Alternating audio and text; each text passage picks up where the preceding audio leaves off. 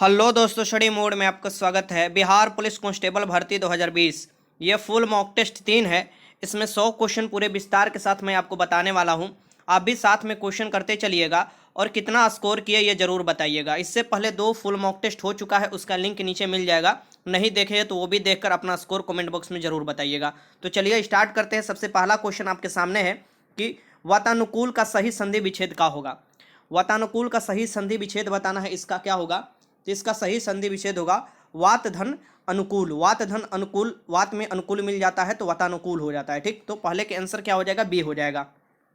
Question number 2 देखिए, कौन सा उपसर्ग आचार शब्द से पूर्व लगने पर उसका अर्थ जुल्म हो जाता है। क्या मतलब कि ये कहने का मतलब उपसर्ग जो शब्द के पहले लगता है, तो कौन सा उपसर्ग आचार शब्द से मीन्स के आचार शब्द से पहले लग जाता है तो उसका अर्थ जो हो जाता है जुल्म हो जाता है। ये आपको बताना है। ठीक, तो ये बताइए इसका क्या होगा। इसका आंसर हो जाएगा अति। अति में अति लग जाएगा आचार में तो अत्याचार हो जाता है। उसी का मतलब अत्याचार का मतलब ही क्या होता है, जुल्म होता है। ठीक, तो अति उपसर्ग लग जाता है आचार में तो अत्याचार हो जाता है, जो कि मतलब होता है जुल्म। ठीक, तो दूसरे के आंसर सी हो जाएगा। उपसर्ग शब्द के पहले लगता है, प्रत्यय शब्द के बाद में रखता है। क्वेश्चन नंबर 3 है कि रचना की दृष्टि से क्रिया के कितने भेद हैं। रचना की दृष्टि से क्रिया के कितने भेद होते हैं ये आपको बताना है। तो इसके 2 भेद होते हैं। कौन कौन, तो अकर्मक क्रिया और सकर्मक क्रिया। यहाँ पर आप देख सकते हैं रचना की दृष्टि से 2 भेद होते हैं। ठीक, एक अकर्मक क्रिया और एक सकर्मक क्रिया। क्वेश्चन नंबर 4 देखिए कि 100 सयाने एक मत का अर्थ क्या होता है। यह मुहावरा और लोकगीतिया से क्वेश्चन 1 बनता है। तो 100 सयाने एक मत का अर्थ जो होता है वो क्या होता है ये आपको बताना है। तो ये होता है बुद्धिमान के विचार एक मत से होते हैं। बुद्धिमान के जो विचार होते हैं वो एक मत से होते हैं, एक समान होते हैं। ठीक, तो 4 के आंसर ए हो जाएगा। क्वेश्चन नंबर 5 है कि गंगा छवि वर्णन कविता के रचनाकार कौन है। ये गंगा छवि वर्णन एक कविता है। ठीक, उसके रचनाकार का नाम पूछ रहा है कौन है। ये आप देखिए, आपके सामने पूरा ऑप्शन है।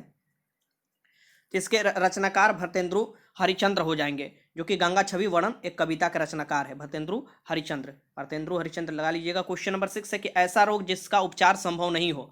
अनेक शब्दों के लिए एक शब्द के लिए ये क्वेश्चन बन रहा है कि ऐसा रोग जिसका उपचार संभव नहीं हो उसको क्या बोला जाता है। तो इसे बोला जाता है असाध्य। असाध्य बोला जाता है। ठीक, ये याद रखिएगा। 6 के आंसर हो जाएगा ए। क्वेश्चन नंबर 7 देखिए कि मुख दर्शन में कौन सा समास है। समास से संबंधित क्वेश्चन बनते हैं, तो मुख दर्शन में कौन सा समास है ये आपको बताना है। तो मुख्य दर्शन में जो समास है यह है तत्पुरुष समास। तत्पुरुष समास है। ठीक, ये याद रखिएगा। देगु और द्वंद्व समास में ये याद रखिएगा, द्विगु समास जो शुरू में संख्यावाचक विशेषण आता है और द्वंद्व में एक दूसरे के बीच में विपरीत हो जाते हैं। ठीक, ये याद रखिए, जैसे माता पिता पाप पुण्य ये सब आपको द्वंद्व में आ जाते हैं। आगे चलते हैं। आगे देखिए क्वेश्चन नंबर 8 देखते हैं कि सेना का प्रवाची शब्द क्या होता है। सेना का प्रवाची शब्द पूछ रहा है। प्रवाची और विपरार्थक से क्वेश्चन पूछता है। तो सेना का प्रवाची शब्द इसमें कौन होगा ये बताइए। तो सेना का प्रवाची शब्द अनिक होता है। क्या होता है, अनिक। और भी प्रवाचिक शब्द होते हैं सेना का, यहाँ पर आप देख सकते हैं। सेना होता है, सेना का प्रवाची चमू होता है, उनी होता है, अनिकिनी होता है, दल होता है, अनिक होता है, कटक होता है। ये सेना के प्रवाची शब्द हैं। ठीक, क्वेश्चन नंबर 9 देखिए कि कलुष का विलोम शब्द है। कलुष का विलोम शब्द क्या होता है ये आपको बताना है। तो कलुष का विलोम शब्द होता है निष्कलुष। निष्कलुष होता है कलुष का विलोम शब्द। ठीक, तो यहाँ से हिंदी खत्म होता है और इंग्लिश के जो 7 से 6 क्वेश्चन पूछे जाते हैं ये लगाइए। यहाँ पर फिल इन द ब्लैंक्स है, इसमें आपको भरना है प्रीपोजिशन कौन सा इसमें सटीक होगा ये देख लीजिए ऑप्शन, और क्वेश्चन पहले देख लीजिए और फिर ऑप्शन देख लीजिए। ठीक, मैं आंसर बता दे रहा हूँ। यू आर ऑल वेरी, यहाँ पर लिखा हुआ है एंटी नेंट, यहाँ पर at the injustice done to him. 8 यहाँ पर हो जाएगा, 8 प्रीपोजिशन उपयोग किया जाएगा। तो 10 के आंसर ए हो जाएगा। क्वेश्चन नंबर 11 देखिए कि which only one is the miss spelled. Miss की गलत इसमें आपको बताना है। ठीक, कि which only one is miss spelled, find this is spelled word. ठीक, आपको मिस स्पेल्ड वर्ड यहाँ पर। तो फार्मास्यूटिकल कैसे लिखा जाता है। ठीक, यहाँ पर फार्मास्यूटिकल जो हो जाएगा इसका आंसर आप लगाइएगा तो बी निकल कर आ जाएगा। ठीक, ये याद रखिएगा। आगे चलते हैं। क्वेश्चन नंबर 12 देखिए कि out of the 4 alternative choose the one which can substituted for given words and sentence. ठीक, ये आपको बताना है। ये 1 वर्ड सब्स्टिट्यूशन से क्वेश्चन है, आपको दे देता है। ठीक, जैसे हिंदी में अनेक शब्दों के लिए एक शब्द होता है, अंग्रेजी में होता है 1 वर्ड सब्स्टिट्यूशन। ये बताना है कि a government in which all religion are honoured. A government in which all religion are honoured, ये सेकुलर बोला जाता है। उस कंट्री को या उस गवर्नमेंट को सेकुलर बोला जाता है जो गवर्नमेंट ऑल रिलीजन को ऑनर करती है। ठीक, ये याद रखिएगा। 12 का आंसर ए हो जाएगा। क्वेश्चन नंबर 13 देखिए, यहाँ पर है कि चूज एक्टिव से पैसिव वॉइस बनाना है किसका। तो tell him to get out our house. ये इसका आपको पैसिव वॉइस बनाना है, tell him to get out of our house. बताइए इसका पैसिव वॉइस क्या बनेगा, वीडियो रोक लीजिए और आंसर लगाइए। इसका पैसिव वॉइस बनेगा let him be told to get out of our house. ये हो जाएगा इसका answer, let him be told to get out of our house. Question number 14 देखिए, the king had been made to eat humble pie. ये आपको बताना है कि टू इथियोम्बल 5 का मतलब क्या होता है, ये आपको एडम्स फ्रेज से मिल जाएंगे क्वेश्चन। ठीक, तो यहाँ पर इसका मतलब आपको आप लगाइएगा तो हो जाता है ये टू एप्लोजाइज। ठीक, एप्लोजाइज मीन्स माफी मांगना, तो यहाँ 14 का आंसर ए हो जाएगा। क्वेश्चन नंबर 15 है कि यहाँ एंटोनेम साइनोनेम से क्वेश्चन पूछा जाता है। एंटोनेम बताता है डेंस का क्या होगा, तो सप्रेस हो जाएगा। यहाँ पर डेंस का हो जाएगा सप्रेस, आपको याद रखना है। अब चलते हैं जीके जीएस के तरफ। क्वेश्चन नंबर 16 देखिए कि निम्नलिखित में कौन सा ब्रिक्स राष्ट्र नहीं है। ब्रिक्स संगठन है कुछ देशों का, और ये क्वेश्चन मैं दोबारा करा रहा हूँ। क्यों करा रहा हूँ आप खुद ही समझ लीजिए, क्योंकि ये बहुत महत्वपूर्ण क्वेश्चन है। जो भी महत्वपूर्ण क्वेश्चन होता है मैं दोबारा भी सेट में कराता हूँ, तो समझ लिया कीजिएगा कि वो क्वेश्चन महत्वपूर्ण है, इसीलिए मैं आपको रिवीजन के तौर पर या रिपीट कर देता हूँ। ये पहले मैं क्वेश्चन करा चुका हूँ। तो ब्रिक्स राष्ट्र नहीं है, इसमें से कौन सा नहीं होगा। तो ब्रिक्स में कौन कौन हो जाएगा, यहाँ पर ब्राजील हो जाएगा, रसिया हो जाएगा, इंडिया हो जाएगा, चाइना हो जाएगा, साउथ अफ्रीका हो जाएगा, ये सभी है। लेकिन इसमें से ब्रिटेन नहीं है। ठीक, इसमें से क्या हो जाएगा, ब्रिटेन नहीं है। ये याद रखिएगा, 16 के आंसर सी हो जाएगा, पूछ रहा है नहीं है। क्वेश्चन नंबर 17 है कि भारत का राष्ट्रीय वृक्ष है। भारत का राष्ट्रीय वृक्ष क्या है, ये आपको बताना है। जो भारत का राष्ट्रीय वृक्ष है ये क्या है, तो ये बरगद है। ठीक, ये याद रखिएगा। राष्ट्रीय जो यहाँ का जलीय जीव है डॉल्फिन है। ठीक, विरासत पशु में हाथी आ जाता है, ये भी याद रखिएगा। और 2-3 बात और याद रखिए, जैसे कि ये पूछ सकता है कि राष्ट्रीय वाक्य जो है सत्यमेव जयते मुंडको उपनिषद से लिया गया है। राष्ट्रीय जो हम लोग का गान है जन गण मन रविन्द्रनाथ टैगोर ने लिखे हैं, उनको 1913 में नोबेल पुरस्कार मिला था गीतांजलि के लिए। ये ड्राइवर में क्वेश्चन पूछा हुआ है कि सबसे पहले जो नोबेल पुरस्कार भारत में मिला था किसे मिला था, तो रविन्द्रनाथ टैगोर को मिला था। बंकिम चंद्र चटर्जी द्वारा वंदे मातरम लिखा गया है, जो कि हमारा राष्ट्रीय गीत है। ये सब याद रखिएगा, क्वेश्चन पूछ देता है। क्वेश्चन नंबर 18 है कि ये 1923 में बनी स्वराज पार्टी के संस्थापक थे। ये बताना है इसमें से कौन से स्वराज पार्टी के संस्थापक थे जो 1923 में बनी थी। तो इसके संस्थापक थे आपको मोतीलाल नेहरू और CR दास मिस के चितरंजन दास। तो 18 का आंसर क्या हो जाएगा, बी हो जाएगा। ठीक, 18 का आंसर बी हो जाएगा। जवाहरलाल नेहरू हमारे प्रथम प्रधानमंत्री थे, ये याद रखिएगा। ड्राइवर के एग्जाम में पूछा हुआ था प्रथम राष्ट्रपति, तो राजेंद्र प्रसाद हो जाएंगे। डॉक्टर राजेंद्र प्रसाद संविधान सभा के अस्थायी अध्यक्ष भी थे डॉक्टर राजेंद्र प्रसाद, और अस्थायी अध्यक्ष डॉक्टर सच्चिदानंद सिन्हा थे। ठीक, महात्मा गांधी राष्ट्रपिता, जो कि सुभाष चंद्र बोस बोले थे सबसे राष्ट्रपिता महात्मा गांधी को। अब्दुल कलाम आज़ाद वो आपको नेता थे, जो कि आपको जो भारतीय राष्ट्रीय कांग्रेस है सबसे ज़्यादा दिनों को अध्यक्ष भी रहे थे और सबसे युवा अध्यक्ष भी रहे थे ये राष्ट्रीय कांग्रेस का, तो ये भी याद रखिएगा। क्वेश्चन नंबर 19 देखिए कि किसने 1932 में पाकिस्तान नाम दिया। पाकिस्तान नाम देने का जो श्रेय जाता है चौधरी रहमत अली को जाता है, ये याद रखिएगा। ये हो जाएगा यहाँ पर बी। ठीक, तो ये याद रखिएगा। कायदम आजम जो किया कहा जाता है, कायदे आजम जिन्ना को कहा जाता है। और माउंट बेटन जो है ये राष्ट्र हमारे जो अंग्रेजी वायसराय ये लास्ट है भारत के, ये भी याद रखिएगा। आगे चलते हैं। क्वेश्चन नंबर 20 देखिए कि कबड्डी टीम में कितने खिलाड़ी होते हैं। कबड्डी खेले होंगे ना, तो बताइए। ये नहीं कि सभी लोग मिलकर कबड्डी खेल रहे हैं, नहीं। कबड्डी खेल में खिलाड़ी होते हैं, वो कितने होते हैं ये बताना है। तो इसमें 7 खिलाड़ी होते हैं। कितने होते हैं, 7 खिलाड़ी। 20 के आंसर क्या हो जाएगा, बी हो जाएगा। कबड्डी में देखिएगा तो पूरा विश्व में सबसे अग्रणी जो है ये भारत ही है। हर आपको जो जो होता है कबड्डी का लीग जो होता है उसमें भारत ही जीतता है। उसके बाद ईरान भी स्थान बना रहा है, और भी सेंट्रल एशिया की कुछ कंट्री है, कुछ अरबियन कंट्री भी इसमें, पाकिस्तान अपना पड़ोसी देश भी इसमें काफ़ी अच्छा खेल लेता है कबड्डी। क्वेश्चन नंबर 81 है, क्वेश्चन नंबर 21 माफ कीजिएगा। क्वेश्चन नंबर 21 है कि इंदिरा गांधी द्वारा राष्ट्रीय आपातकाल की घोषणा कब की गई। इंदिरा गांधी हमारे प्रथम महिला प्रधानमंत्री थी। इनके द्वारा तृतीय आपातकाल लगाया गया था, जो कि 1975 से 77 के बीच में लगाया गया था आंतरिक अशांति के कारण। तो अभी तक 3 आपातकाल लगाया गया है आर्टिकल 352 के तहत, जिसमें से तीसरा जो लगाया गया है ये 1975 में इंदिरा गांधी द्वारा लगाया गया था। 2 साल रहा था 1975 से 77 में। क्वेश्चन नंबर देखिए 22 देखिए कि किस संविधान संशोधन द्वारा पंचायतों को संवैधानिक दर्जा दिया गया। बहुत महत्वपूर्ण क्वेश्चन है। किस संविधान संशोधन द्वारा पंचायतों को संवैधानिक दर्जा दिया गया। तो ये 73वां संविधान संशोधन द्वारा पंचायतों को संवैधानिक दर्जा दिया गया, और नगरपालिका वाला को 74वां संविधान संशोधन द्वारा। ये सब याद रखिएगा। 22 के आंसर क्या हो जाएगा, सी हो जाएगा। पंचायती राज के बारे में या ग्राम पंचायत के बारे में आर्टिकल 40 में उल्लेख है, जो कि DPSP है, directive principle of state policy, राज्य के नीति निषेध तत्व, जो कि संविधान के भाग 4 में दिया है। और ये जो लिया गया है ये आयरलैंड के संविधान से लिया गया है। ठीक, जो पंचायती राज की शुरुआत किया गया था 2 अक्टूबर 1959 को नागौर राजस्थान से शुरुआत सबसे पहले किया गया था। आगे चलते हैं। क्वेश्चन नंबर 23 है कि नमक का सर्वाधिक उत्पादक राज्य है। जो नमक का सबसे ज्यादा उत्पादक राज्य है यह बताना है इसमें से कौन है। तो ये गुजरात है। गुजरात के बारे में याद रखिएगा। यहाँ पर काली मिट्टी मिलती है, काली कपासी मिट्टी, इसकी काली मिट्टी को रेगुर मिट्टी भी बोला जाता है, उसमें कपास सबसे ज़्यादा होता है, और बादाम उदाम जो होता है, मूंगफली वो भी होता है। ये याद रखिएगा। जो गुजरात है यहाँ पर सबसे ज़्यादा नमक, आपको जो क्षेत्र है गुजरात का एक क्षेत्र है, आपको वहाँ पर सबसे ज़्यादा नमक होता है। और ये इसका जो बाउंड्री है ना, इसकी जो समुद्र से लगता है, इसकी इसका जो तटीय रेखा है ना, वो सभी राज्यों से सबसे बड़ा है। गुजरात का, उसके बाद आंध्र प्रदेश का नाम आता है। ठीक। जूट उत्पादन पूछ सकता है कि जूट उत्पादन में कौन सबसे आगे है, तो जूट उत्पादन में सबसे आगे जो है वो पश्चिम बंगाल है, उसके बाद बिहार का नाम आता है, उसके बाद असम के नाम आता है। ठीक। कर्नाटक में कॉफी सबसे ज्यादा होता है। कर्नाटक में कोलार खान है जो सोना की सबसे बड़ी खान है। मध्य प्रदेश को सोया प्रदेश कहा जाता है। यहाँ पर वनों की दृष्टि से, क्षेत्रफल की दृष्टि से सबसे ज्यादा वन मध्य प्रदेश में, और आपको ये याद रखिएगा प्रतिशत की दृष्टि से सबसे ज्यादा मिजोरम में है। ठीक। आगे देखते हैं क्वेश्चन नंबर 24। देखिए कि निम्नलिखित में कौन सा ब्रह्म समाज के संस्थापक थे। इसमें से बताना है कि कौन से ब्रह्म समाज के संस्थापक थे।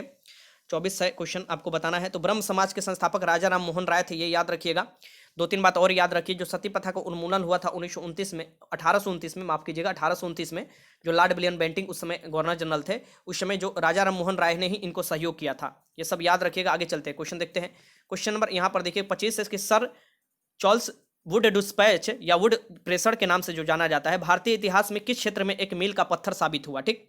वुड डिस्पैच या चार्ल्स वुड डिस्पैच के भी नाम से जाना जाता है। ये शिक्षा के क्षेत्र में आपको मील के पत्थर साबित हुआ, अंग्रेजों द्वारा लाया गया था। ये याद रखिएगा। 25 के आंसर क्या हो जाएगा, बी हो जाएगा। क्वेश्चन नंबर देखिए, क्वेश्चन नंबर बंगाल देखिए, यहाँ बंगाल दिया है तो इसमें गजट जोड़ लीजिए। बंगाल गजट यहाँ का सबसे पहला आपको पत्र था, बंगाल गजट अखबार, तो जेम्स सिक्की ने निकाला था। ठीक, बंगाल में।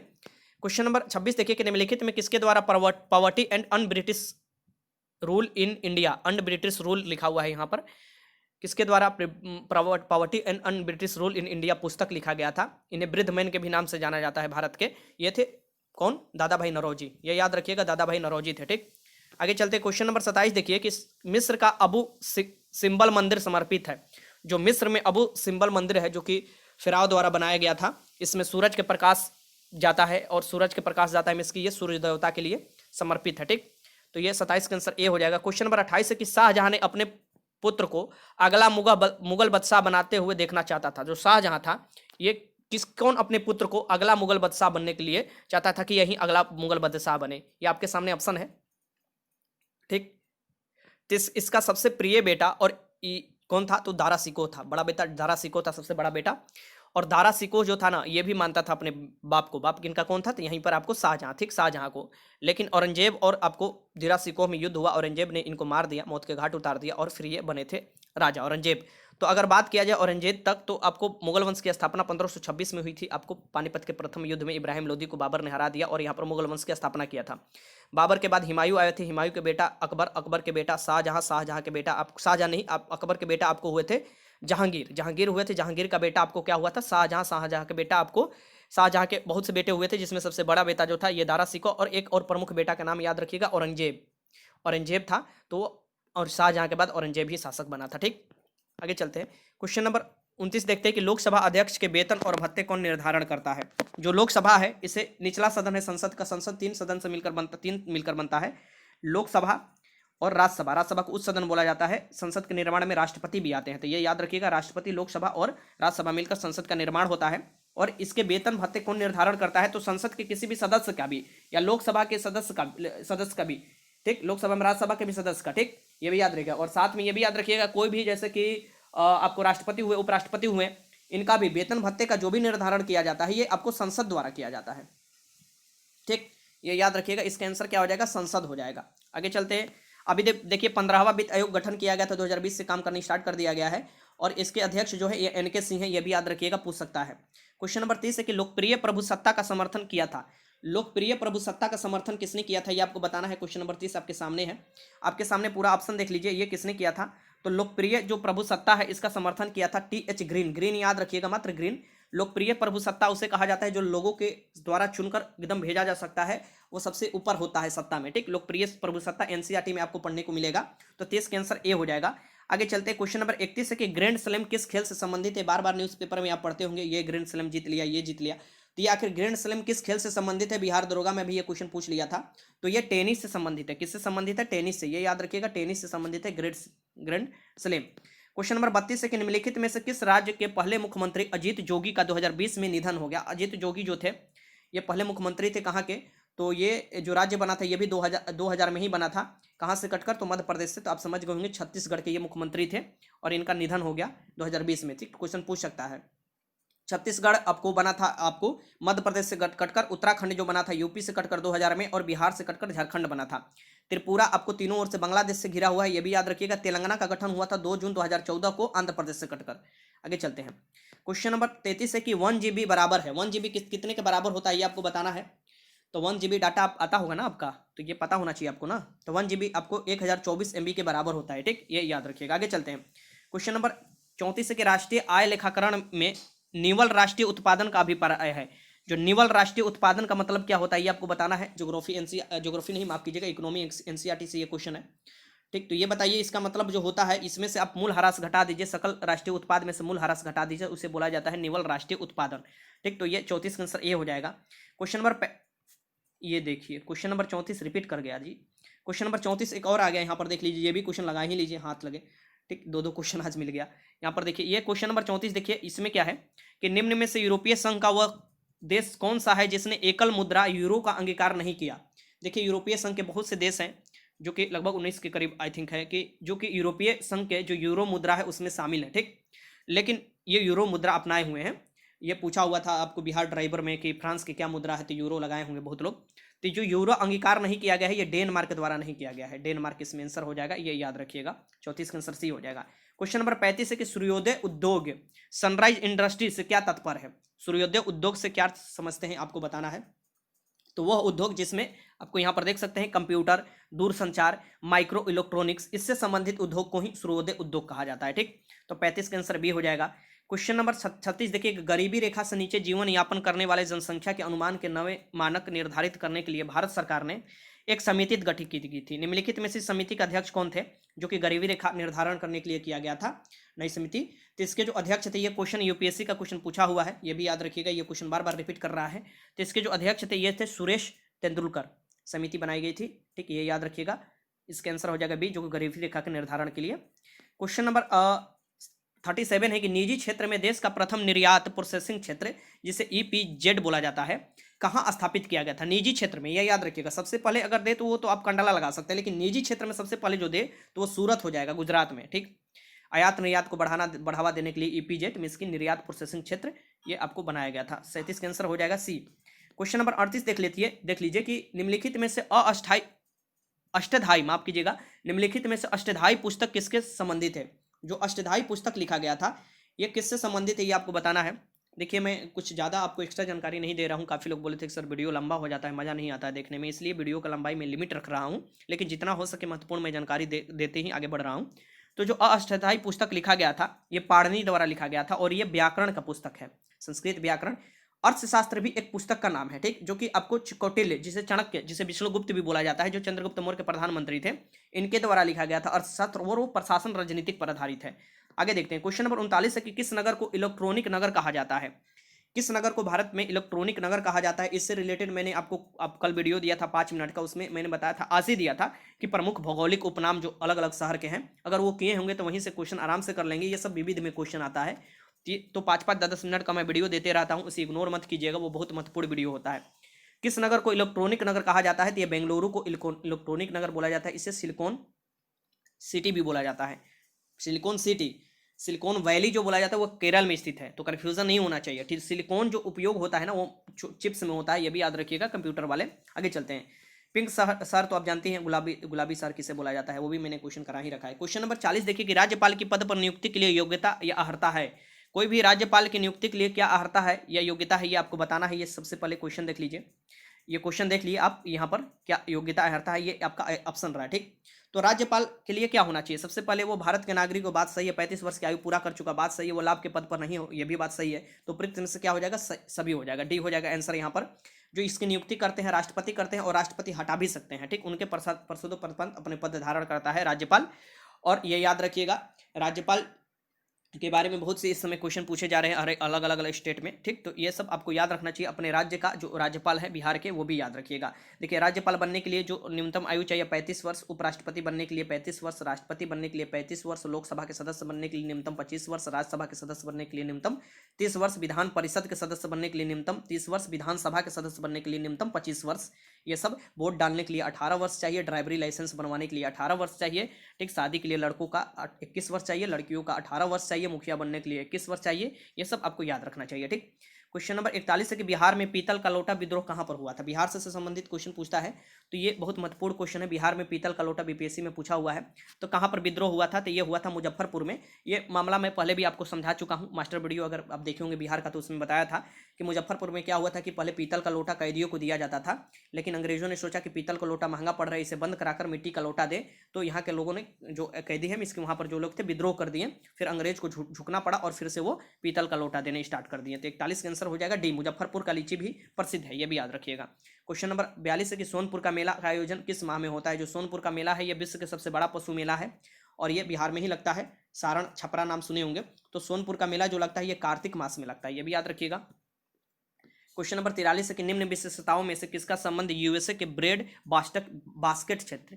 ब्रेड बास्केट, ब्रेड किससे बनता है, गेहूं वाला, गेहूं से बनता है। ठीक, गेहूं जो होता है उससे बनता है, मिसके आटा या गेहूं जो होगा मिसकी, वही कहने का मतलब कि ब्रेड जो बास्केट, जहां गेहूं का ज्यादा उत्पादन होता है, जो प्रेररी वाला क्षेत्र भी है वहां पर भी आप देखिएगा, जो अमेरिका में स्थित है। तो ये क्षेत्र 7 है किसके, आपको किस लिए, तो यहाँ पर आप देख सकते हैं। ऑप्शन पढ़िए सबसे पहले, आपको समझ में आ जाएगा।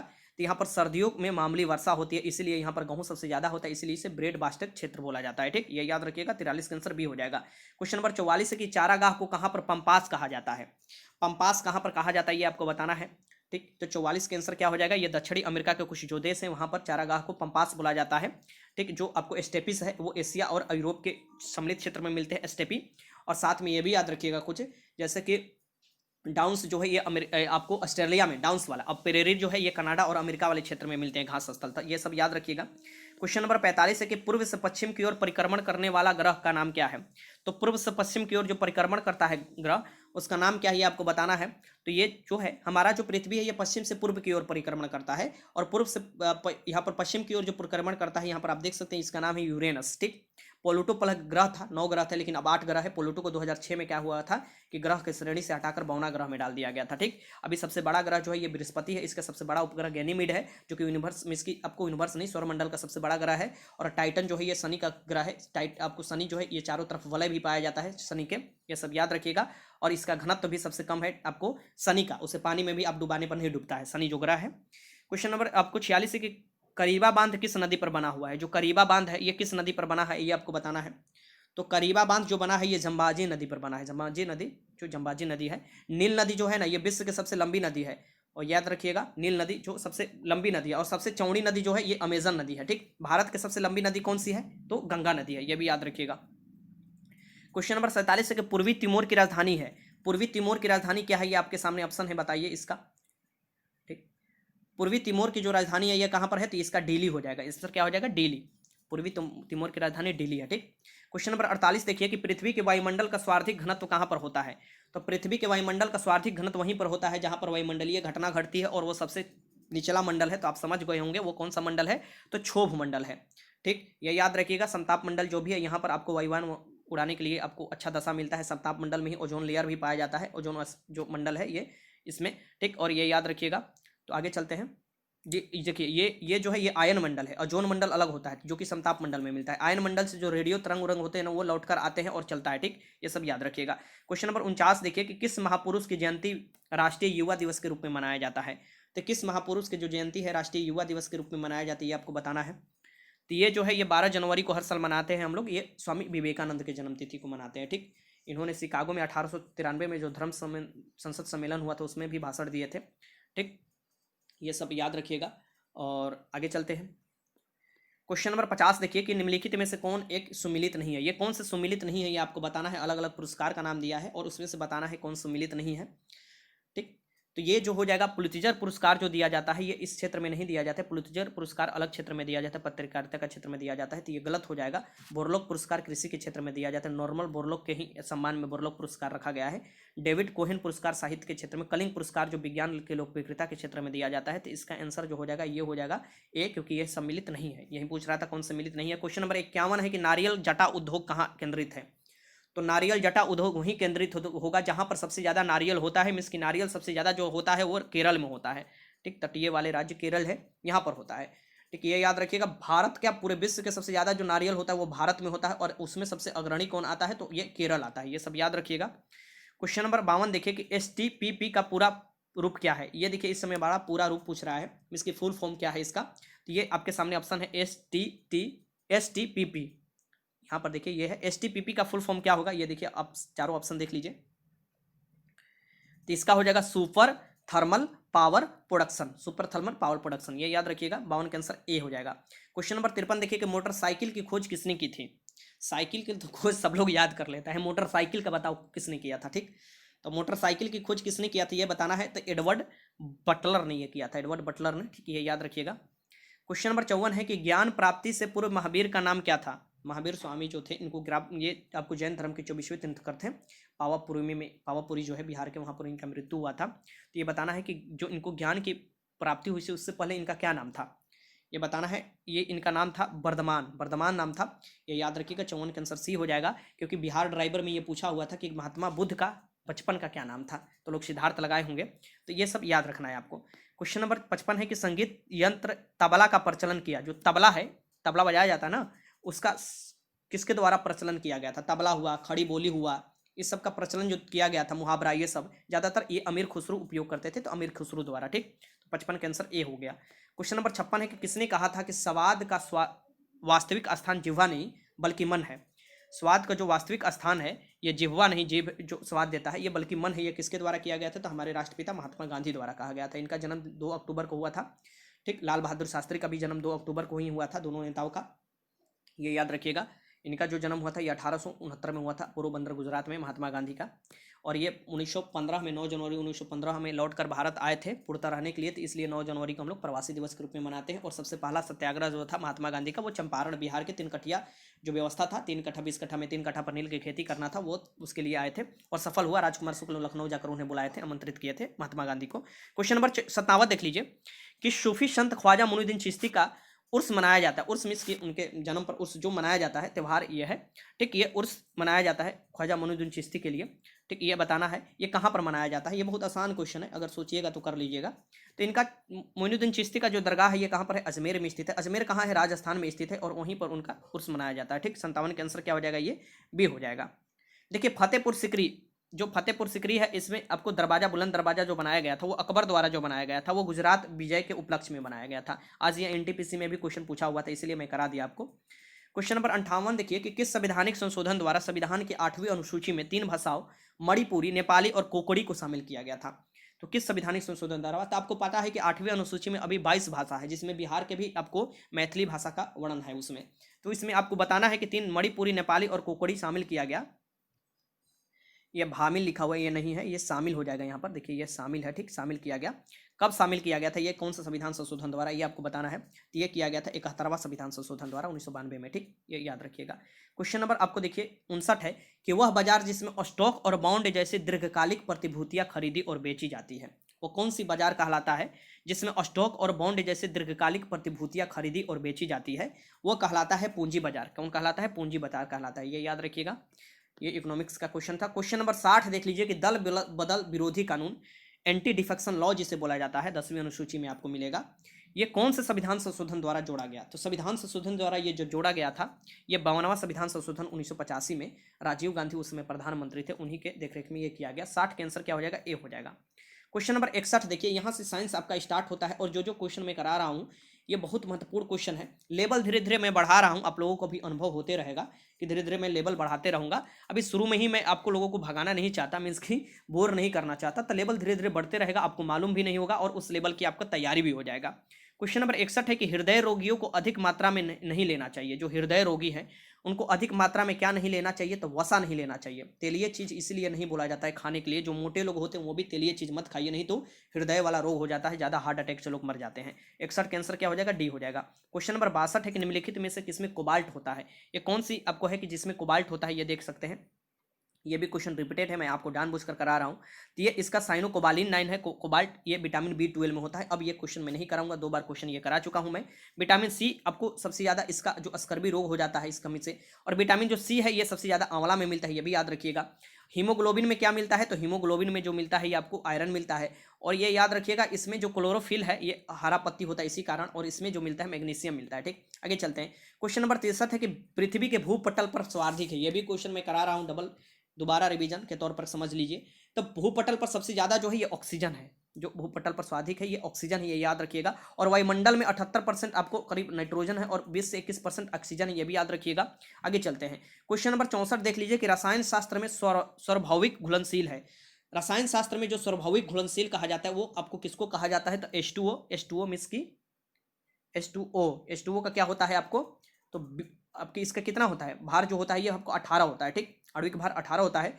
और यहाँ पर जो परमाणु भार होता है 18, और यहाँ पर जो D2O होता है जिसे भारी जल बोला जाता है, इसका क्या हो जाता है 20 हो जाता है। तो क्वेश्चन याद कर लीजिएगा, पूछ सकता है। ठीक, अब यहाँ पर है क्या, यहाँ पर देखिए, तो जल होता है क्या होता है, स्वाभाविक घुलनशील होता है। ठीक, क्वेश्चन नंबर 65 है कि मनुष्य के लिए अति आवश्यक पोषक तत्व है। मनुष्य के लिए अति आवश्यक जो पोषक तत्व है ये कौन सा, ये आपको बताना है। तो अति आवश्यक पोषक तत्व वसा है, कार्बोहाइड्रेट है, प्रोटीन है और खनिज है, ये आपको शरीर के लिए चाहिए ही चाहिए। ठीक, तो 65 के आंसर क्या हो जाएगा, सी हो जाएगा। आगे चलते हैं। क्वेश्चन नंबर आपको 66 देखिए कि मोमबत्ती की लौह का बाहरी भाग नीला होता है क्योंकि यह संपर्क में आता है। मोमबत्ती जलाइएगा या लैंप में कुछ जलाते होंगे तो उसका बाहरी जो भाग होता है वो नीला दिखाई देने लगता है, जलता है। तो वो क्यों होता है, तो क्योंकि वायुमंडल में सबसे ज्यादा नाइट्रोजन है और नाइट्रोजन गैस के कारण ही ऐसा होता है। तो नाइट्रोजन आपको हो जाएगा डी। ठीक, जो हम सांस लेते हैं उसमें भी सबसे ज्यादा मात्रा नाइट्रोजन का भी होता है, ये भी याद रखिएगा। क्वेश्चन नंबर 67 है कि बच्चों के गुब्बारे को फुलाने के लिए किस गैस का उपयोग किया जाता है। तो ये देखिए ऑप्शन पहले देख लेते हैं, ऑप्शन के अकॉर्डिंग आपको चलना है। तो इसमें देख लीजिए ऑप्शन जो दिया हुआ है, तो बच्चे को गुब्बारे फुलाने के लिए हीलियम का भी उपयोग किया जाता है और हाइड्रोजन का भी उपयोग किया जाता है। तो ऑप्शन इसमें से हाइड्रोजन हो जाएगा, ये हल्का होता है हाइड्रोजन, इसलिए उपयोग किया जाता है। 2-3 बात हाइड्रोजन से याद रखिए, पूरे यूनिवर्स में सबसे ज्यादा कौन पाया जाता है, तो हाइड्रोजन पाया जाता है, ये याद रखना है आपको। ठीक, आपका जो ऑक्सीजन है, जब पृथ्वी पर आपको जीवन आपको शुरुआत हो रहा था तो उस समय ऑक्सीजन नहीं था, ये याद रखिए। जब पृथ्वी बना था तो उस समय ऑक्सीजन नहीं था। ठीक, बाद में आकर ऑक्सीजन हुआ।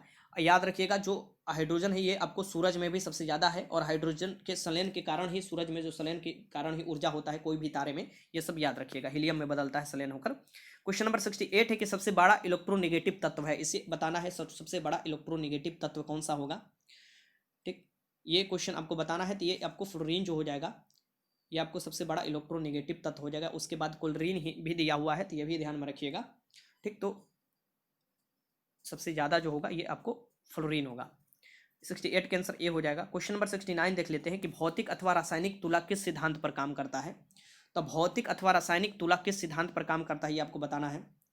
ठीक, तो ये जो होता है मोमेंटम, ठीक, मोमेंटम के सिद्धांत पर काम करता है, ये याद रखिएगा, मोमेंटम बनाए रखता है। ये आपको 69 के आंसर ए हो जाएगा। क्वेश्चन नंबर 70 है कि सोडियम का सही इलेक्ट्रॉनिक संरचना निम्न में से कौन प्रदर्शित करता है।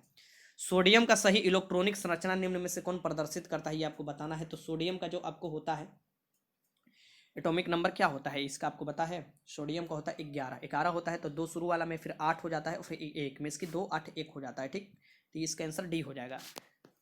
क्वेश्चन नंबर आपको देखिए, सोडियम जो है ना उसे किरोसिन के तेल में डुबा कर रखा जाता है, ये भी याद रखिएगा। पूछ सकता है किसको किरोसिन के तेल में डुबा कर रखा जाता है, अगर वो वायु के संपर्क में आता है तो आग लग जाता है सोडियम में। क्वेश्चन नंबर 71 है कि एक दूरदृष्टि दोष से पीड़ित व्यक्ति को क्या आपको बताना है, इसमें से कौन सा सही है। तो दूरदृष्टि वाले जो व्यक्ति है ना उनको क्या करता है, दूर के वस्तु तो दिखाई देता है लेकिन नजदीक का वस्तु नहीं दिखाई देता है, इसकी पास के वस्तुएं साफ साफ नहीं दिखाई देती है। और जो निकट दृष्टि दोष वाले होते हैं उनको निकट की वस्तु तो दिखाई देती है लेकिन दूर की वस्तुएं नहीं दिखाई देती है। निकट दृष्टि में अवतल लेंस और दूर दृष्टि में उत्तल लेंस का काम आता है, ये सब याद रखिएगा। क्वेश्चन नंबर 72 के पेट में भोजन को पचाने के लिए निम्नलिखित में से किसकी खास आवश्यकता होती है। ठीक, तो पेट में भोजन पचाने के लिए निम्नलिखित में से किसकी खास आवश्यकता होती है, ये आपको बताना है। तो ये जो होती है एंजाइम की आवश्यकता होती है, एसिड टाइप के एंजाइम की आवश्यकता होती है। ठीक, तो 72 का आंसर क्या हो जाएगा, सी हो जाएगा। आगे देखते हैं। क्वेश्चन नंबर 73 है कि निम्नलिखित में कौन सा विषाणु जनित रोग नहीं है। ये बताना है कि कौन से विषाणु जनित रोग इसमें से नहीं है, ये आपको बताना है। तो इसमें से हो जाएगा हैजा जो हो जाएगा, ये विषाणु जनित रोग नहीं है। तो 73 का आंसर क्या हो जाएगा, सी हो जाएगा। क्वेश्चन नंबर 74 देखिए कि सोडियम की परमाणु संख्या, ये देखिए क्वेश्चन आ गया, सोडियम का परमाणु संख्या, सोडियम को किरोसिन के तेल में डुबा कर रखा जाता है, इसकी परमाणु संख्या 11 होता है, इसका परमाणु विन्यास 2 8 1 होता है। ठीक, ये याद रखिएगा। मैं कुछ कुछ क्वेश्चन आपको केमिस्ट्री से पूरा बताते चलूंगा। क्वेश्चन नंबर 75 की रुधिर दबाव मापक यंत्र है, जो रुधिर दाब मापता है, ब्लड प्रेशर मापता है, उसे हम लोग क्या बोलते हैं? तो आपको हाथ में लपेट कर जाइएगा डॉक्टर के पास, तो एक पट्टी के जैसा होता है, हाथ में लपेट कर और हाथ में ऐसे ऐसे लेकर उसे दबाता है तो आपको पता चलता है। तो इसको नाम है स्फेग्नोमैनोमीटर, स्फेग्नोमैनोमीटर होता है, ये आपको याद रखिएगा। मैनोमीटर जो है ये दाब को मापता है। तो 75 याद हो जाएगा, सी हो जाएगा इसका, सी। क्वेश्चन नंबर 76 है कि दो ग्रह जिनके उपग्रह नहीं है, दो ग्रह का नाम बताना है जिनका उपग्रह ही नहीं है, ये आपको बताना है। पहले भी क्वेश्चन मैंने कराया था, ये दोबारा आप क्वेश्चन मैं नहीं कराऊंगा, यहाँ पर फिर से मैं बता देता हूँ। बुध और शुक्र का कोई उपग्रह नहीं है, पृथ्वी का एक उपग्रह चंद्रमा है, मंगल का उपग्रह डिमोस एंड फोबोस है, और आपको बृहस्पति में बहुत ज़्यादा उपग्रह है, लेकिन अब आपको सबसे ज़्यादा उपग्रह की दृष्टि से शनि हो गया है, ये याद रखिएगा। लेटेस्ट डाटा के अकॉर्डिंग मैं बता रहा हूँ, पहले बृहस्पति था। सबसे बड़ा उपग्रह जो है ये गैनीमीड है, टाइटन जो उपग्रह है ये शनि का उपग्रह है, ये सब आपको याद रखना है। ठीक, आगे चलते हैं। तो ये हो जाएगा यहाँ पर 76 का आंसर बी। क्वेश्चन नंबर 77 देखिए कि किसी तारे का रंग दर्शाता है, किसी तारे का रंग क्या दर्शाता है, ये आपको बताना है। तो किसी तारे का रंग उसका ताप दर्शाता है, क्या दर्शाता है? उसका ताप। ठीक, तारे में जो ऊर्जा होती है नाभिकीय संलयन द्वारा होते हैं, हाइड्रोजन हीलियम में बदलते रहता है। पृथ्वी के सबसे नजदीक तारा है, ठीक, कौन सा तारा है? तो सूरज है। अगर सूरज नहीं रहेगा तो परिसीमा सेंचुरी हो जाएगा। आगे चलते हैं। क्वेश्चन नंबर 78 है कि हवाई जहाज के ब्लैक बॉक्स का रंग कैसा होता है? जो हवाई जहाज है इसमें ब्लैक बॉक्स होता है, उसका रंग जो होता है ये कैसा होता है? तो देखिए, अगर ऐसे ऑप्शन दे तो आपको नारंगी लगाना पड़ेगा, लेकिन अगर नारंगी ना दे, बीच में लाल भी दे तो लाल भी लगा सकते हैं, क्योंकि उसका दोनों का कभी कभी होता है। ठीक, तो ये इसमें आंसर जो सटीक होगा ये आपको नारंगी ही होगा, इस बात को ध्यान में रखिएगा। और लाल भी कहीं कहीं दिया रहता है, लेकिन सटीक आंसर नारंगी होगा। 78 का आंसर क्या हो जाएगा? डी हो जाएगा। क्वेश्चन नंबर 79 के दूध उदाहरण है, दूध किसका उदाहरण है ये आपको बताना है। तो दूध एक क्या है? दूध एक इमल्सन है। क्या है? एक इमल्सन है, ये याद रखिएगा। 79 का आंसर सी हो जाएगा। क्वेश्चन नंबर 80 है कि चालक के विद्युत प्रतिरोध का इकाई क्या है? प्रतिरोधता का इकाई क्या है? चालक की विद्युत प्रतिरोधता का इकाई क्या है, ये आपको बताना है। तो ये सामने आपका ऑप्शन है, इसका इकाई हो जाएगा ओम। विद्युत प्रतिरोध का एम्पियर जो है ये आपको, जो एम्पियर किस में मापा जाता है? तो ये आपको जो इलेक्ट्रिसिटी है, ठीक, ये याद रखिएगा। आगे चलते हैं। क्वेश्चन नंबर 81 देखिए, 81 है कि आधुनिक टेलीफोन उपयोग करता है, जो आधुनिक टेलीफोन है वो किसका उपयोग करता है, कौन से तरंग का उपयोग करता है? तो ये रेडियो तरंग का उपयोग करता है। वही आयन मंडल से लौट कर आता है, कैच कर ये सब चलते रहता है। आपको टेलीविजन हुआ, मोबाइल हुआ, ये सब। ठीक, 81 का आंसर क्या हो जाएगा? ए हो जाएगा। क्वेश्चन नंबर 82 के एंजाइम मुख्य रूप से किससे बनते हैं? जो एंजाइम होते हैं ये मुख्य रूप से किससे बने होते हैं? तो ये होते हैं एक प्रकार के प्रोटीन, ये प्रोटीन के बने होते हैं। ठीक, ये याद रखिएगा। 82 का आंसर भी हो जाएगा। क्वेश्चन नंबर 83 के हीरा किसका अपरूप है? हीरा है ना जो, वो किसका अपरूप है? तो ये है, हीरा बहुत ही कठोर होता है, पृथ्वी पर पाया जाने वाला सबसे कठोर है। ठीक, तो हीरा जो होता है ये आपको कार्बन का अपरूप होता है। ठीक, और हीरा में जो चमक होता है ना, ये टोटल इंटरनल रिफ्लेक्शन में इसकी पूर्ण आंतरिक परिवर्तन के कारण होता है। क्वेश्चन नंबर, आपको हीरा का काम कहाँ आता है? तो शीशा को काटने में भी हीरा का काम आता है, क्वेश्चन पूछ सकता है। ठीक, क्वेश्चन नंबर 84 के निम्नलिखित द्रव्यों में कौन सा उष्मा का बहुत अच्छा चालक है? तो इसमें से जो द्रव्य है इसमें से सबसे उष्मा का अच्छा चालक पारा को माना जाता है। किसको? पारा को माना जाता है। थर्मामीटर में भी आप देखिएगा पारा ही भरा जाता है। ठीक, क्वेश्चन नंबर 85 है, देखिए पारा से कौन सा रोग हो जाता है पूछ सकता है? तो मिनीमाटा, इसे ही मरकरी बोला जाता है, मिनीमाटा होता है पारा के कारण रोग जो होता है। क्वेश्चन नंबर 85 है कि निम्नलिखित में किसमें एक्स किरण का आविष्कार किया था? इसमें से बताना है कि किसने एक्स किरण का आविष्कार किया था। ये सामने आपके ऑप्शन है। तो एक्स किरण के आविष्कार का जो श्रेय जाता है ये रोएंटिजन को जाता है, रोएंटिजन। ठीक, नाभिक की खोज किसने किया था? तो रदरफोर्ड ने किया था, परमाणु में जो नाभिक होता है। क्वेश्चन नंबर 86 है कि मानव शरीर में सबसे छोटी ग्रंथि कौन सी है? तो मानव शरीर के सबसे छोटी जो ग्रंथि है ये कौन सी है, ये आपको बताना है। तो यह है प्यूटिटरी ग्रंथि, प्यूटिटरी ग्रंथि है, ये आपको याद रखना है। 86 का आंसर हो जाएगा डी। इसे मास्टर ग्रंथि भी बोला जाता है। ठीक, थायराइड ग्रंथि से थायरॉक्सिन हार्मोन का स्रावन होता है। क्वेश्चन नंबर 87 है कि पदार्थ के संवेग और वेग के अनुपात में कौन सी भौतिक राशि प्राप्त होती है? रिपीटेड क्वेश्चन है, बार बार क्वेश्चन पूछता है ये। तो जो पदार्थ का संवेग का होता है फॉर्मूला एम भी होता है, और उसी में वेग से डिवाइड कर दीजिए तो भी कट जाएगा, यहाँ पर द्रव्यमान मिल जाता है। ठीक, और द्रव्यमान कहीं भी जाए वो कोई परिवर्तन नहीं होता है। पृथ्वी के कोई कोने पर जाए, आकाश के कोई भी कोने पर जाए, द्रव्यमान में कोई परिवर्तन नहीं होता है। अब चंद्रमा पर जाए, अब शुक्र पर जाए, कहीं भी जाए, भार में परिवर्तन होता है। क्या होता है? भार में। अगर यहाँ पर भार आपको समझिए, भारत नहीं भार में होता है, तो भार क्या होता है? चंद्रमा पर जाने पर पृथ्वी से 1/6 हो जाता है, क्योंकि जी का वैल्यू वहां पर 1/6 हो जाता है। ठीक, 1/6 हो जाता है। जी का वैल्यू चंद्रमा पर। क्वेश्चन नंबर 88 है कि एक लड़की झूले पर बैठी स्थिति में झूला झूल रही है, उस लड़की के खड़े हो जाने पर दोलन का आवर्तकाल क्या हो जाता है? तो ये दोलन का जो आवर्तकाल हो जाता है ये आपको क्या होता है, घट जाता है, कम हो जाता है। दोलन का आवर्तकाल क्या हो जाता है, कम हो जाता है। तो 88 का आंसर क्या हो जाएगा, ए हो जाएगा। अब देखिएगा गर्मियों के दिन में पटरियों के बीच में क्या छोड़ा जाता है, स्पेस छोड़ा जाता है। आपको गर्मियों के दिन में नहीं, पटरियों के बीच में स्पेस छोड़ा जाता है, क्योंकि गर्मियों में क्या होती है, पटरी की लंबाई बढ़ता है, ठीक, जो है वो सट ना जाए, एक दूसरे पर चढ़ ना जाए इसलिए। या गर्मियों के दिनों में देखिएगा जो घड़ी होती है वो भी सुस्त हो जाती है, ठीक, ये सब क्योंकि उसका जो दोलन वाला होता है ना, पेंडुलम बढ़ जाता है लंबाई। क्वेश्चन नंबर 89 है कि दिया सलाई के विनिर्माण में प्रयुक्त मूल तत्व होता है। दिया सलाई के विनिर्माण में जो प्रयुक्त मूल तत्व होते हैं, आपको सलाई जो आप बारते हैं ना, तो उसके ऊपर लाल जो लगा होता है वो क्या होता है, लाल फास्फोरस भी होता है, पीला फास्फोरस भी होता है, उजला फास्फोरस भी होता है। तो दिया सलाई के विनिर्माण में फास्फोरस का उपयोग होता है। सिलिकॉन एक अर्धचालक है, इसका उपयोग किया जाता है आपको सोलर जो पैनल बनाया जाता है उसमें भी, और आपको चिप्स बनाने में भी, जो चिप होता है लगाते हैं ना मोबाइल में, चिप। क्वेश्चन नंबर 90 देखिए, क्वेश्चन नंबर 90 है कि लाफिंग गैस का रासायनिक नाम क्या है? ये क्वेश्चन बहुत महत्वपूर्ण है। लाफिंग गैस का रासायनिक नाम क्या होता है ये आपको बताना है। लाफिंग गैस का जो रासायनिक नाम होता है ये क्या होता है बताइए। इसका फॉर्मूला होता है नाइट्रस ऑक्साइड N2O।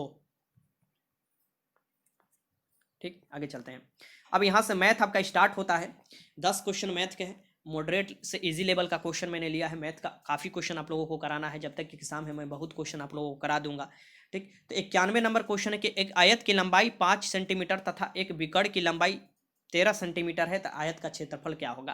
कहने का मतलब कि आयत का एक लंबाई दिया हुआ है और बिकड़ दिया है। तो आपको पता है कि आयत जो होता है इसका बिकड़ क्या हो जाता है, ऐसे तो बिकड़ यहाँ पर 90 डिग्री बनता है, तो बिकड़ का स्क्वायर बराबर क्या हो जाता है, इसका लंबाई का स्क्वायर प्लस चौड़ाई का स्क्वायर हो जाता है। तो वहीं से आप निकाल सकते हैं फॉर्मूला लगाकर, और इसका आंसर क्या हो जाएगा, 60 हो जाएगा, क्योंकि यहाँ पर बिकड़ के क्या कर दीजिएगा, स्क्वायर कर दीजिएगा, ठीक, और यहाँ से घटा दीजिएगा लंबाई का स्क्वायर, यहाँ से घटाइएगा तो 169 में से आपको 25 चला जाएगा, तो यहाँ पर 44 आ जाएगा, मिस की 144 यहाँ पर आएगा तो 12 हो जाएगा, और यहाँ पर क्या हो जाएगा 12 25 60, क्योंकि लंबाई इंटू चौड़ाई होती है फार्मूला, तो 12 25 60 हो जाएगा। बाकी मैं यहाँ पर बना दिया हूँ, आप देख सकते हैं, वीडियो रोक लीजिएगा। इसका आंसर 60 सेंटीमीटर आयत का क्षेत्रफल निकल कर आ जाएगा। क्वेश्चन नंबर 92 देखिए कि किसका 52% 182 होता है, किसका 52% 182 होता है ये आपको बताना है। किसका 52% 182 होता है, तो ये देख लीजिए, इसका 52%, तो ये 350 का आपको 52% निकालिए, 182 हो जाएगा। ठीक, ये आप निकाल कर देख लीजिएगा।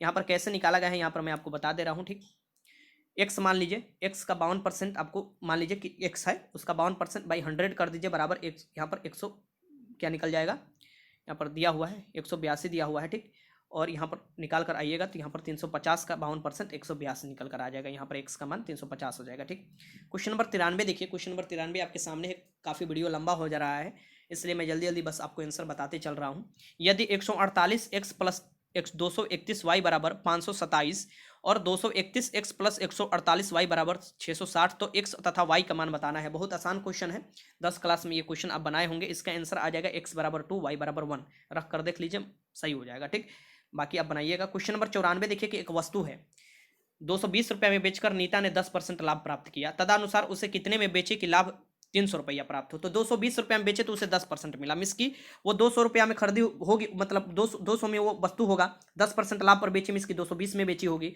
अब ये 220 में बेची होगी, 10% का लाभ है, मिस की यहाँ पर आप देख सकते हैं। तो 30% लाभ के लिए कितना में बेचना होगा इसे, तो ये 260 रुपये में बेच देगी, तो इसे 30% हो जाएगा लाभ, 260 रुपये, क्योंकि 200 के कोई वस्तु है, 30% लाभ करना है, 200 का माफ कीजिएगा, 200 का वस्तु है, 30% लाभ करना है, तो यहाँ पर 20 होगा, 10% फिर 10% 10 30% हो जाएगा, तो यहाँ पर 260 हो जाएगा। माफ कीजिएगा सर्दी थोड़ा हो जाता है, जाड़ा का दिन है। यहाँ पर ऐसे बना लीजिएगा, यहाँ पर मैं बना रखा हूँ। क्वेश्चन नंबर 85 देखिए कि जनसंख्या के वार्षिक वृद्धि, ये बहुत वीवीआई क्वेश्चन है, यहाँ देख लीजिए, ऐसा एक क्वेश्चन पक्का देता है और इसे लिख लीजिए, अभी आप नोट कर लीजिए अगर नोट करना है तो। ठीक, ऐसा इसका फॉर्मूला बस याद कर लीजिएगा, आता है डायरेक्ट क्वेश्चन। ठीक, जनसंख्या के वार्षिक वृद्धि 5, जो वार्षिक वृद्धि दर है यह 5% है। यदि किसी शहर की वर्तमान जनसंख्या यहाँ पर देखिए दिया हुआ है 1,40,000 है, तो 3 वर्ष बाद उस शहर की जनसंख्या लगभग कितनी हो जाएगी। तो 3 वर्ष बाद उस शहर की जनसंख्या जो हो जाएगी वो कितनी हो जाएगी, ये आपको बताना है। तो बस क्या करना है, इसका फॉर्मूला लगा दीजिए, 1,40,000 यहाँ पर लिख दीजिए, इंटू 1 प्लस 5% के दर से यहाँ पर 100 रख लीजिए नीचे, और यहाँ पर 3 ऊपर रख दीजिए। यही फॉर्मूला पर तो बनता है चक्रवृद्धि ब्याज वाला फॉर्मूला, यहाँ पर लगाइएगा तो इसका आंसर निकल कर आ जाएगा यहाँ पर 1,62,000। ठीक, तो यहाँ पर 95 के आंसर सी हो जाएगा, यहाँ पर निकाल लीजिएगा। देखिए ये फॉर्मूला के अकॉर्डिंग निकाल कर क्वेश्चन बना दिए हैं। क्वेश्चन नंबर 96 देख लीजिए, यहाँ पर आपको बताना है कि क्या होगा। तो 2x² है ना, यहाँ पर -x है, तो -x का क्या लिख सकते हैं, -7x -6x और -21। ठीक, बस अब तोड़ दीजिए। अब तोड़िएगा तो यहाँ पर निकल कर आ जाएगा इसका भी आंसर। क्या निकल कर आ जाएगा, तो यहाँ पर ये वाला निकल कर आ जाएगा। देखिएगा ये वाला पक्का निकल कर आएगा। आप बना कर देखिए, 96 का आंसर ए आ जाएगा। यहाँ पर मैं बना रखा हूँ, यहाँ पर देख लीजिएगा। ठीक, वीडियो रोक कर क्वेश्चन बनाइएगा और फिर आंसर लगाइएगा और बताइएगा। स्कोर पक्का बताइएगा, अच्छा लगता है स्कोर आप लोग बताते, वैसे ही मैं क्वेश्चन सेट करते जाता हूँ। क्वेश्चन नंबर 97 है कि आशीष और कुशल के वर्तमान आयु का अंतर 24 है तथा उनका अनुपात 3:7 है, तो उनके वर्तमान आयु का योग क्या होगा। मान लीजिए उनका अनुपात आयु का दे रहा है तो 3x मान लीजिए और 7x मान लीजिए। अंतर कर दीजिए, 7x - 3x बराबर 24 दे रहा है, तो 4x बराबर 24 हो जाएगा, तो x बराबर 6 आ जाएगा। तो यहाँ पर क्या पूछ रहा है कि उनके वर्तमान आयु का योग पूछ रहा है। तो यहाँ पर आपको 4 निकल कर, 4 × 12 = 28 जोड़ दीजिए। 4 × 12 = 28 जोड़िएगा तो यहाँ पर आपको निकल कर कितना आ जाएगा, तो समझ लीजिए बन जाएगा क्वेश्चन आपका धड़। तो ये आपको फिर देखिए क्वेश्चन थोड़ा यहाँ पर फिर से बनाते हैं। क्या बोल रहा है कि ये 3x मान लीजिए और ये 7x, इनका अंतर दे रहा है 24, तो 7x - 3x कीजिएगा तो 4x हो जाएगा। ठीक, 4x बराबर 24 हो जाए तो x यहाँ पर 6 आएगा, माफ कीजिएगा, x निकल कर 6 यहाँ पर आएगा।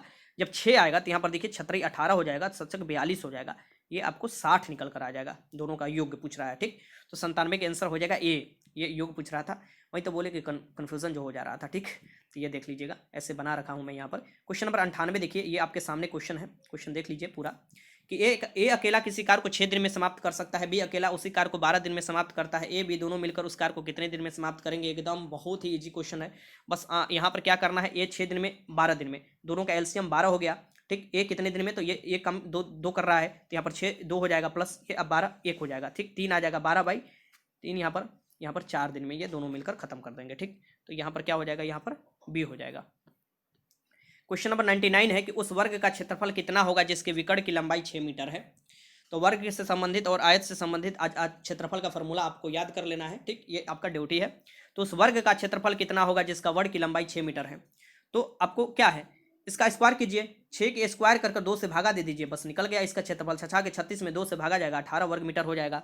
ठीक, क्योंकि वर्ग की चारों भुजा बराबर होती है और इसका जो होता है भुजा स्क्वायर होता है, और जो वक्र जो होता है दोनों भुजा के स्क्वायर कीजिएगा तो वर्ग का निकल जाएगा, वर्ग नहीं विकर्ण का निकल जाता है। ठीक, तो यहाँ पर क्या निकल कर आ जाएगा, या सी निकल कर आ जाएगा। क्वेश्चन बना रखे हैं, यहाँ पर बनाया नहीं है, ये आसान था इसलिए नहीं बनाया। ठीक, क्वेश्चन नंबर 100 देखिए। क्वेश्चन नंबर 100 क्या है कि 5 संख्याओं का औसत 18 है, एक संख्या छोड़ देने पर औसत 16 हो जाता है। इसकी 5 संख्या है, उसका औसत क्या दिया हुआ है, 18 दिया है। ठीक, अगर एक संख्या छोड़ में इसकी 4 संख्या का फिर औसत 16 हो जाता है, तो ये आपको 18 × 5 = 90 और 16 × 4 = 64 घटा दीजिए। 90 में से 64 घटाइएगा तो 26 निकल कर आ जाएगा, यहाँ पर आंसर हो जाएगा। ये क्वेश्चन बनाए होंगे, घटाव का क्वेश्चन था, इसकी गुणा घटाव का, यहाँ पर औसत वाला क्वेश्चन है, यहाँ पर देख लीजिएगा। ठीक, तो ये टोटल 100 क्वेश्चन था। कितने क्वेश्चन बनाए जरूर बताइएगा कमेंट बॉक्स में। वीडियो अच्छा लगा तो लाइक कीजिएगा। मेरा कोशिश रहता है कि जितना छोटा वीडियो करूँ, और मान लीजिए कि 1 घंटा 1.5 घंटा वीडियो अपलोड करने में आपको देरी हो जाता है, तो ये नहीं, मैं आपको डेली वीडियो अपलोड करता हूँ रात के ही समय में 7 बजे के बाद ही, तो जरूर आप देखिएगा यहाँ पर आकर वीडियो कब मैं अपलोड किया हूँ। ठीक, नोटिफिकेशन आप लोगों के पास पहुँच जाता होगा, क्योंकि देखिए बीच बीच में कभी नेटवर्क गायब हो जाता है। ठीक, तो ये भी ध्यान में आपको रखने वाली बात है। ये जरूर बताइएगा आपने कितना स्कोर किया। वीडियो अच्छा लगा तो लाइक कीजिएगा, और दोनों जो पहला मॉक टेस्ट है, दूसरा मॉक टेस्ट है, नीचे लिंक दे दूंगा, वो भी देख लीजिएगा। वीडियो देखने का आपका बहुत बहुत धन्यवाद।